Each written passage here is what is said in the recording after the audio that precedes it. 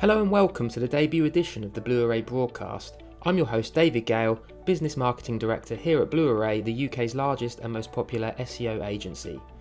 This month I had the pleasure of speaking to James McAulay, CEO and founder of Encore Musicians. Encore are the largest online musicians network in the UK. James reflects on the challenges he and his business faced during the pandemic last year, and also shares some insights into the success they're now seeing in 2021. With the nature of their business model, Encore had to pivot and look at new opportunities available to them during the pandemic. A large advocate for SEO as an acquisition channel, James also talks about the crucial role it plays within his organisation. Hello, James. Hi, David. How's it going? Yeah, very well, thank you. How are you? I'm good. Yeah, I'm doing well. The weather is getting nicer. There's an end to lockdown in sight at some point. So yeah, I'm feeling pretty optimistic at the moment. Thank you so much for your time today. What is to be the debut edition of the Blue Array broadcast. We're making a little bit of history. I'm humbled and I'm slightly nervous. I hope I set the bar pretty high. We'll see how this goes. Fantastic. For any listeners that are not in the know, would you be happy to tell us a little bit about Encore and how it all started? Sure. So Encore is a marketplace for booking musicians. We provide soloists and bands and orchestras for weddings and events and TV shows and all sorts. And we've done over 10,000 bookings now all over the UK and even in Europe as well. And how it started, I guess if you go all the way back, my parents met in an orchestra. I was a musician myself growing up. I went to a music school, then I went to uni and had a music scholarship there while studying computer science. So I was sort of combining two things that I loved at uni. I was playing in orchestras, I was playing in bands. I sang in a barbershop group at one point. Oh, wow. And yeah, it was fun. There are some very embarrassing pictures of me. Anyway, that's a story for another day. And I just noticed that organizing music, finding musicians, to play at events or to play in concerts was just really chaotic at uni. And I started to realize that problem existed outside of universities as well. And that generally finding musicians was a hard problem. You wanted to make sure you found good musicians. You wanted them to be available on the day of your event.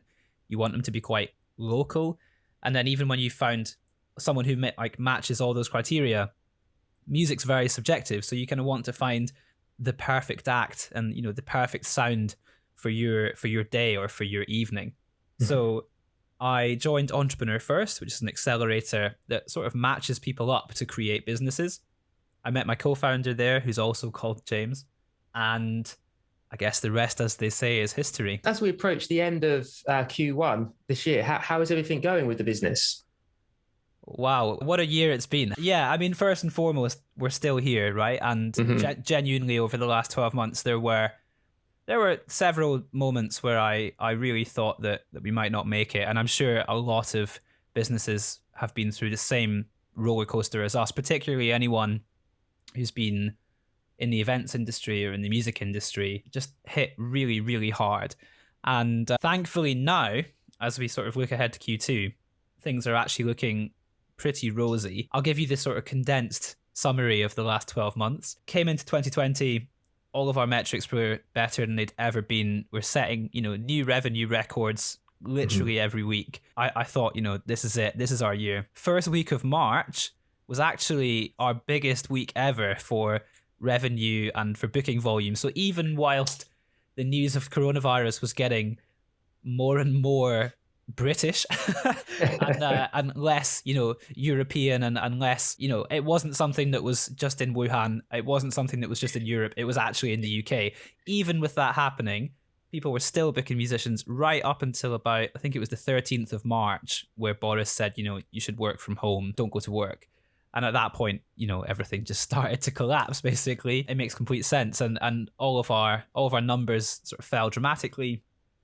We went from typically handling, in a bad month, maybe 15 cancellations. I think in March, April, we did about 700 cancellations. So we kind of switched our sort of focus from sales to customer support. There were very few customers to sort of sell to, and there were a lot to support at that time. Yeah. So it was pretty brutal. It was exhausting, and it was a scary time for everyone, right?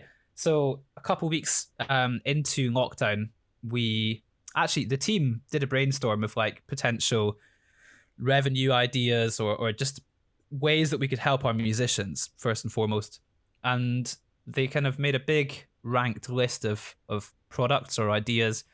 And the one that came out on top was this idea of personalized music messages, basically like musical postcards. Okay. And you could book one of our musicians to read out a message to, a family member or a loved one, and then perform their favorite song and send it as a video.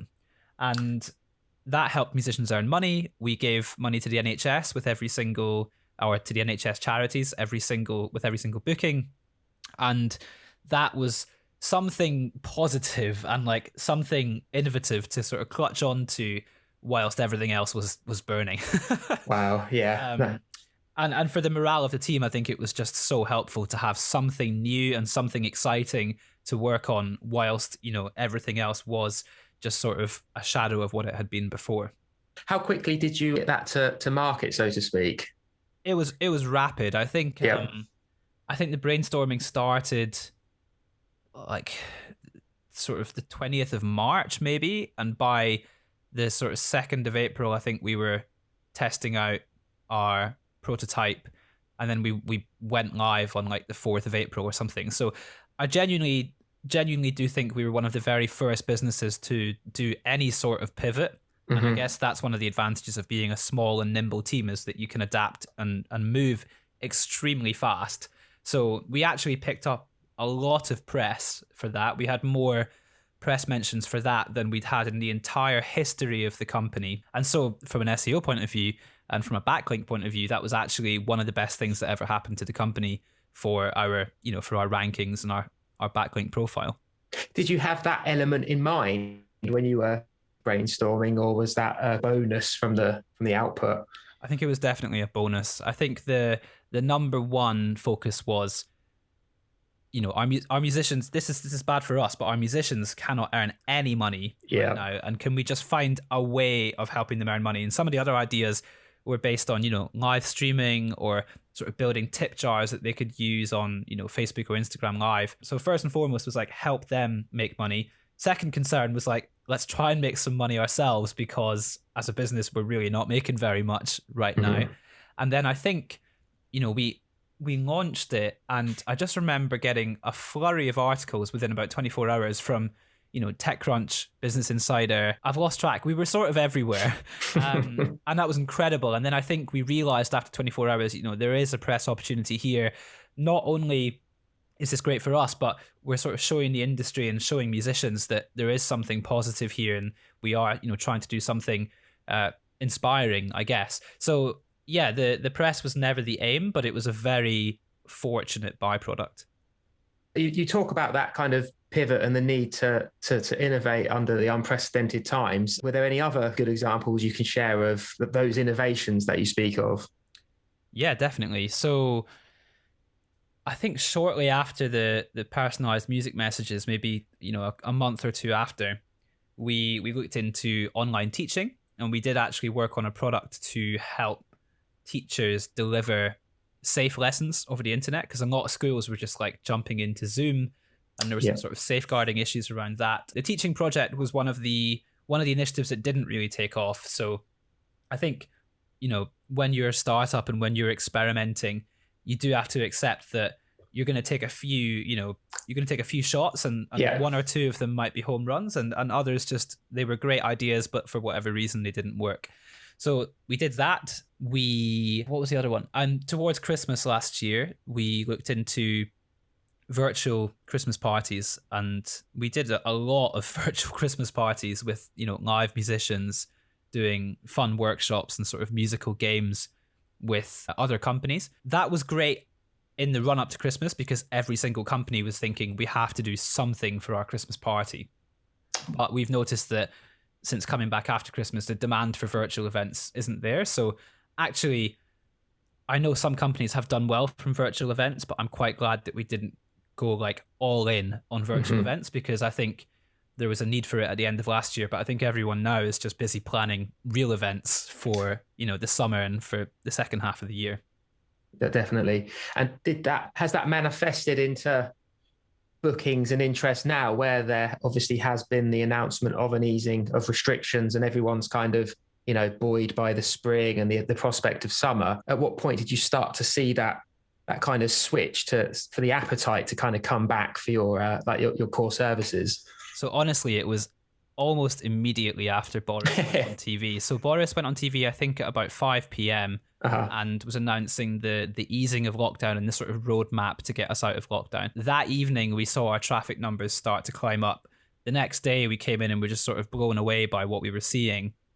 And now I think we've got, I was just looking at the numbers before this, but we're doing about 6 times more bookings right now than we were just a couple or 2 or 3 months ago in December. Not only has traffic shot up, but our conversion rates have all shot up as well. So it's not just that more people are looking for music, but they all feel more confident that their events will go ahead, or at least there's less uncertainty and less ambiguity. And not only do you have everyone who already wanted to get married this summer or have a party this summer, you also have everyone who tried to get married last year trying to do it this year. So there's like a double whammy of bookings. And we're starting to see a lot of pubs and restaurants planning their comeback party, maybe slightly optimistically, on the 21st of June. I don't know if we're really going to make it to the 21st of June, but I definitely think that, come July, there's going to be a lot of parties. There's going to be a lot of live music. Hopefully, fingers crossed. Yeah, fingers crossed.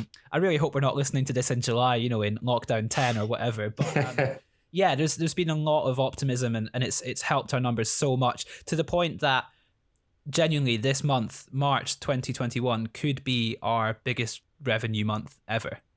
Brilliant. Which I just wasn't expecting to happen during a lockdown, but it could happen.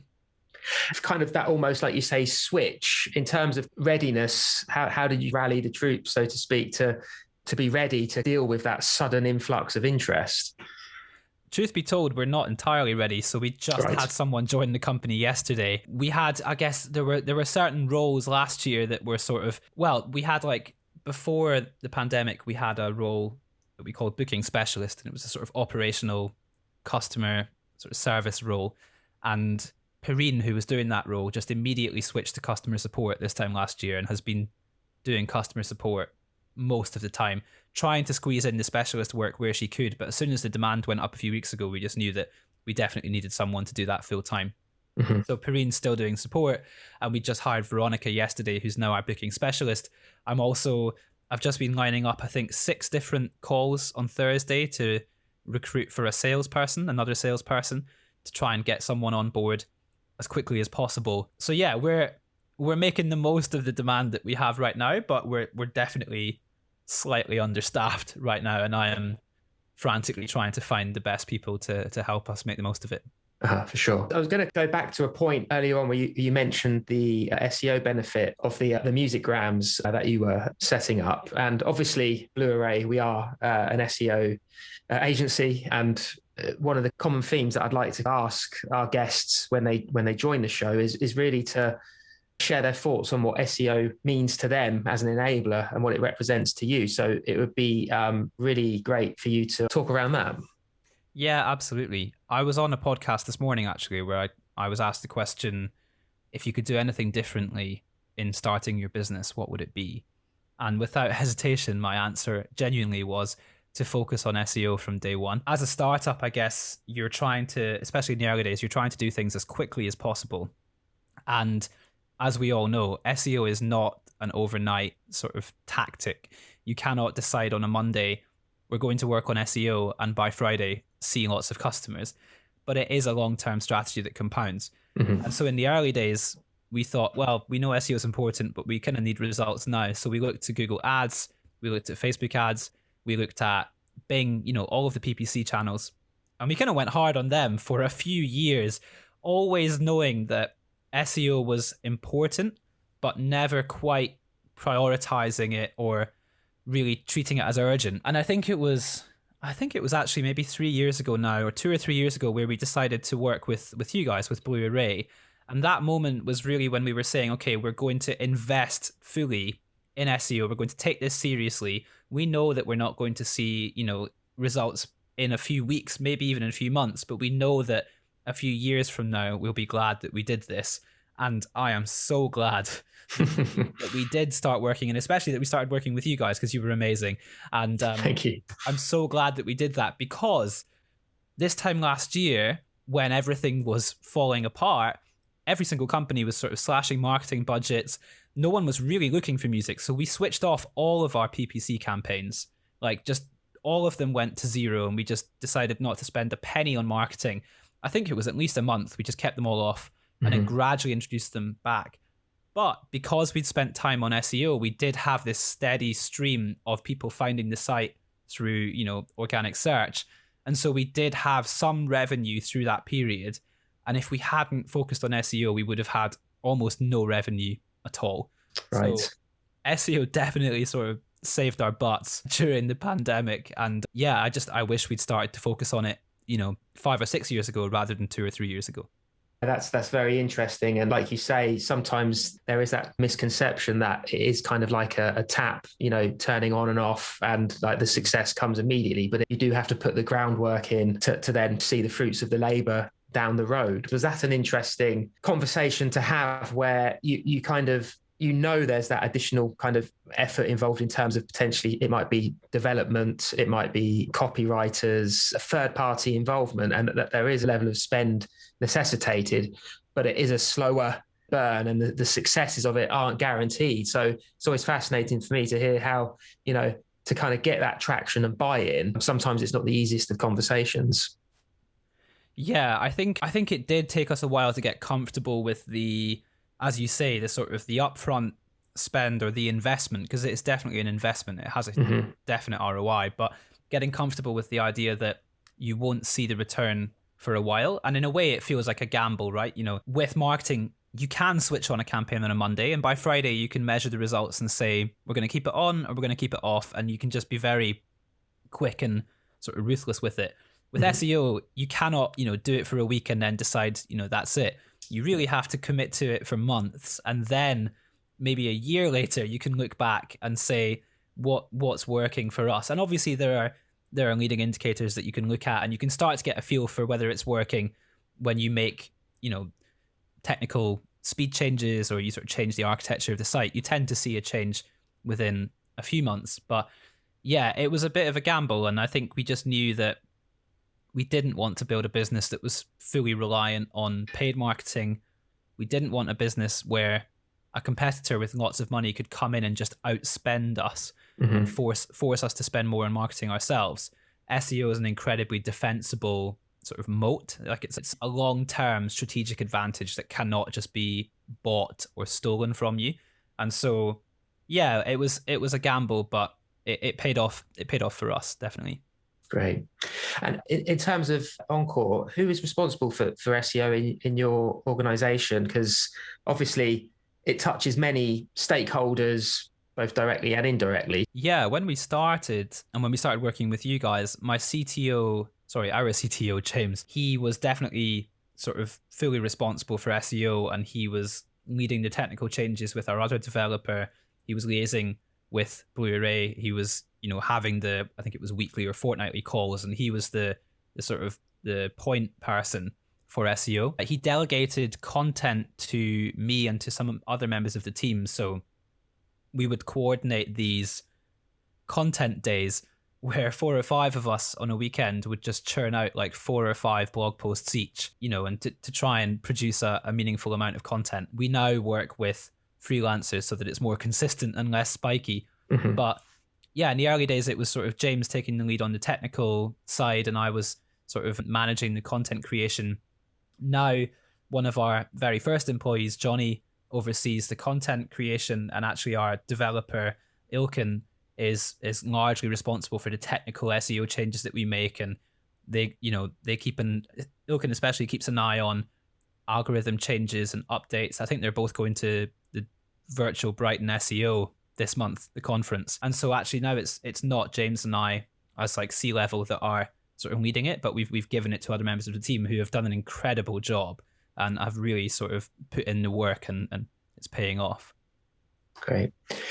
One of the common themes I hear in my conversations is certain stakeholders really do want to involve themselves with SEO in the detail, and then some don't. And I suppose, is that kind of at play at Encore? I think there's actually what I've been like pleasantly surprised by is there's a lot of curiosity about it across the entire team. Great. We've had new people join the company who, didn't even know what SEO meant before they joined. And after a month or two, they've actually asked, if they can undertake, I think HubSpot have some good content marketing courses. They've gone off and taught themselves, the fundamentals of SEO. And I think because we've gone hard on SEO for the last 2 or 3 years, we've started seeing these incredible results. And actually every Monday morning I show a set of slides that just recap how the last week was, how the last week was in terms of KPIs.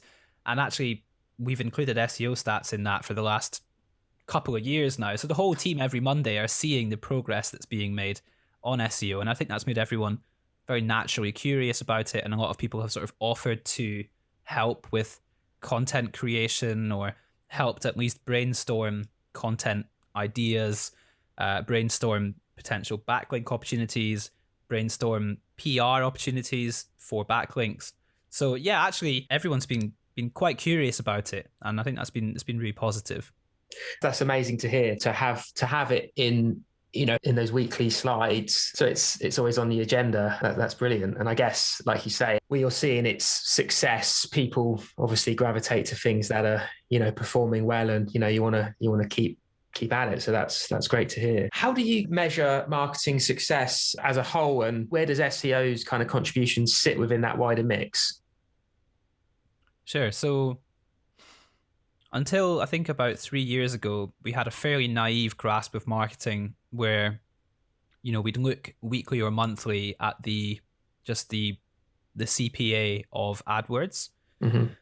And we weren't taking into account the fact that we offer like hundreds of different products in hundreds of different locations, and the CPA can vary wildly between a violinist, in Glasgow search term and a wedding band in London search term. So we were just sort of measuring the top of funnel metrics and trying to keep the CPA low, but we weren't doing a great job of it. Then we restructured our whole sort of marketing setup so that we could track the ROI of every single campaign. And we also came up with these sort of expected values for each tag. So for example, if we make, say, £100 per booking, and we know that let's say half of them convert, then each inquiry is worth £50. And so we can then say to AdWords, never spend more than £50. Like, that's the ceiling. And so we started to bake in the expected return, and then we'd measure the actual ROI across all these channels. And that quickly showed us which campaigns were profitable, which ones were vastly unprofitable. And it helped us create a very profitable and strong paid marketing setup. Then when you bring SEO into the mix, in the early days, it was just measuring, how much traffic are we getting to these pages. Then once you've got some significant traffic, you're trying to look at the conversion rate, and you're thinking, okay, how serious, like what's the intent of this traffic, and how much of it are we capturing? And then after like a year or so of work, the proportion of inquiries that were coming from SEO just started to like climb and climb, so that now I think we actually get more inquiries from SEO than from AdWords. And it used to be, a tiny fraction, and now it's, I think, more comes from SEO than anything else. So then we look at overall as a company, we look at the blended CPA, and obviously as you start to get more from SEO, you start to lower your blended CPA, and then your overall LTV to CAC ratio goes up and up. So yeah, on a sort of company level over the years, there's just a very clear upwards trend in the ROI that we're seeing on our marketing, and a very clear downwards trend in terms of like the blended cost of acquiring a customer. Uh-huh. I hope that wasn't too like nitty gritty. No, I think might be incredibly boring for someone who doesn't know what any of those acronyms mean. No, I think you're delivering some real pearls of wisdom there. So no, don't worry about that at all. Okay, cool.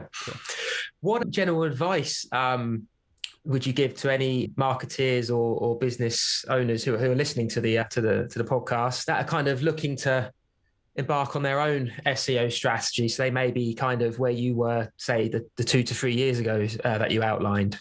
Yeah, that's a great question. For us, we use quarterly OKRs. So objective key results, it's a system that Google came up with for like goal setting. And the idea is you have maybe 3 or 4 big company objectives, sort of themes, and then within that you have key results. For the last 3 years now, we have had an SEO objective every single quarter. So like 12 quarters in a row or something like that. SEO has been a whole category within our company goals.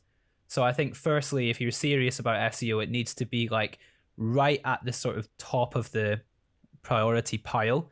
And every quarter, you really need to think of SEO as one of the, top 3 or top 4 things you're going to do, because I don't think SEO is something that you can sort of do in a half-hearted way. I think it does require, like time, and it requires time over a long period of time as well. So it's not like, writing a blog post once every quarter is going to help you bring your overall, CPA down. You've got to write that blog post like twice a week, and you've got to do it every week for like 2 years to start to see the impact. So I think if you're, the founder of a company, it's easy to change those priorities. If you're a marketer and you don't have, the ability to decide what's in the OKRs, just making a really clear and compelling case for SEO and trying to find case studies of, companies who've used it to their advantage to convince whoever's above you that it's a worthwhile investment. I think also for us, the moment that we really started to take it seriously was when we engaged Blue Array and when we started to work with you and when we paid agency fees. And I guess the equivalent to that for someone who's not working with an agency might be hiring a full-time SEO writer, or just hiring, depending on the size of the company, like an SEO lead who is at least like looking at the technical side and the content side. Because I do think the roles you have and the people you hire definitely reflect the priorities of the organization. So if, half of your company are salespeople, then that's probably like a sales-led product, and you probably know that sales is generating revenue for you. If there's no one on your team who is like dealing with SEO regularly, then you're probably not prioritizing it. So yeah, that would be, I guess, 2 pieces of advice. Get SEO to the top of the priority list and keep it there every quarter. And ideally, if you can, have someone who is like full-time, they're focused full-time on SEO, or at least say to a marketer or someone on your team, I want half of your time to be spent just on SEO, because it's a time investment, I think, and you need to invest sort of constantly to see the results. Fantastic advice. Do you have any exciting plans or projects in the pipeline that you can tease a little bit of information about that, coming up in the near future? Yeah, it's a great question. I think something that we've wanted to do for a long time and was obviously put on hold with coronavirus is to launch in new countries. So to take everything that we've learned in the UK and to open up in another country, at least one other country, and then sort of, I guess, take on the world and become, the sort of the world's biggest and best provider of live music. I think what's been really interesting over the last few months is taking a look at the news and seeing some countries that have handled coronavirus extremely well and have been living, almost a life of normalcy for the last few months. Like if you went to New Zealand this time last year, you would have had a few weeks of quarantine and a few weeks of lockdown. And then, you've probably lived a relatively normal life in New Zealand for the last year. So I think it's made us look around the world and look at different markets and just think which markets, are already semi-normal again, which ones seem to be handling this well, and where might we go next. So I think that's incredibly exciting. I think we're also much more ready for something like that now because we've spent the last year working remotely. So I always used to think if you open a new country, handling culture is going to be quite tricky. If all of your sort of culture and everything about your company and your team is all happening in a physical space, how do you sort of transplant that to another space?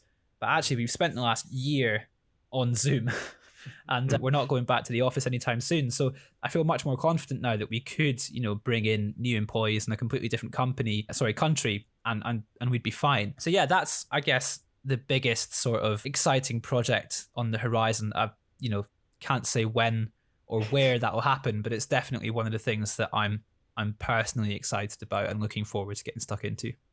Brilliant. Hopefully, if we, obviously have a subsequent season of the podcast and I have you back at that point, we can kind of reflect on that world domination that you've spoken about. Fingers crossed. Yeah, fingers crossed. Awesome. Well, James, that was a very fascinating insight into the past 12 months, and it's really encouraging to hear how you're now thriving as the new year begins. Yeah, it was such a hard situation for many businesses, the whole COVID pandemic, and I know we're not out of the woods yet, so to speak, but no, it's great to hear that you're starting to thrive and things are really picking up for you. Thank you. Yeah. And yeah, it's been a great conversation as well. I think, just to reiterate, SEO is definitely one of the best investments that we've ever made. And if I could start the business again, I'd be focusing on it from day one. And obviously not being paid to say this at all, but Blue Array were absolutely amazing to work with. So if anyone's listening to this and thinking, I want to take on Encore, I want to take SEO more seriously, definitely have a chat with Blue Array because we had an absolutely fantastic experience.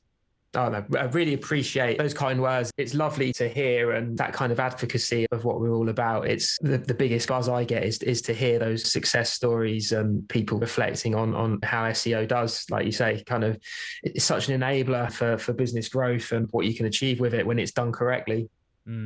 Absolutely. Awesome. Well, thank you very much for your time. And I wish you all the very best and catch up with you very, very soon. Cheers. Thanks for having me. And I hope it's a good season of the podcast. I'll definitely be listening in myself.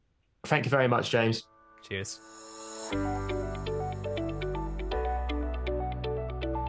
That was James McAulay, the CEO of Encore Musicians. A big thank you to him for giving up his time to speak with me today and for being such an advocate and fan of SEO. What a story it was, a fine example of a business acting fast and decisively to deal with just an incredibly hard and difficult situation we found ourselves in last year. And it was also very interesting to hear how James is gearing up his business in terms of how it actually tackles SEO holistically, giving itself the best possible chance of organic success. So some really good takeaways in there. I hope you really enjoyed the episode. It was a lot of fun to put together. I'm really looking forward to bringing you some more exciting guests in the near future. So please do share any feedback you've got with us on our social media channels, and I'll be sure to keep an eye out for any comments. So thank you very much.